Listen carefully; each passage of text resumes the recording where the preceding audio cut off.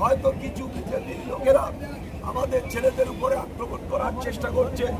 আমাদের সেগুলো সাবধানে থাকতে হবে। কেউ যদি মনে করে গাদ্দারি করবে আমাদের সাথে, আমরা তৈরি আছি, আমরা প্রস্তুত আছি, কারুর ছেড়ে কথা বলবো না, এটা সবার মনে রাখতে হবে। কারুর ছেড়ে কথা বলবো না। এখানে শুনেছি যে আইএসএফ এর ফ্ল্যাগ ছিঁড়ে দেওয়া হয়েছে। আমরা বলতে চাই যে যার দল করবে আমাদের কোনো আপত্তি নেই, কিন্তু আমাদের ফ্ল্যাগ ফেস্টুন ছিঁড়লে পরবর্তীতে কিন্তু তারা ভুগবে। এটা আজকে আমি এখানে দাঁড়িয়ে বলে যাচ্ছি।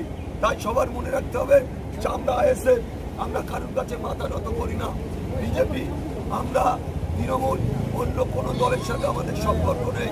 তাই আমরা আগামী দিনে আব্বাস ভাই, নওশাদ ভাইয়ের নেতৃত্বের প্রতি আস্থা রেখে আমরা ক্যানিং পূর্ব সর্বত্র লড়াই হবে, সংগ্রাম চলবে।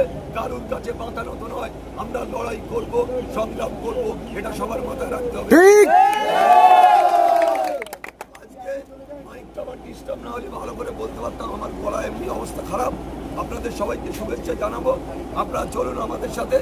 বিভিন্ন জায়গায় আমাদের ছেলেরা দাঁড়িয়ে আছে, আমরা তাদের একত্রিত করে আমরা গোটা ক্যানিংয়ে কয়েকটা অঞ্চলে আমরা ঘুরবো।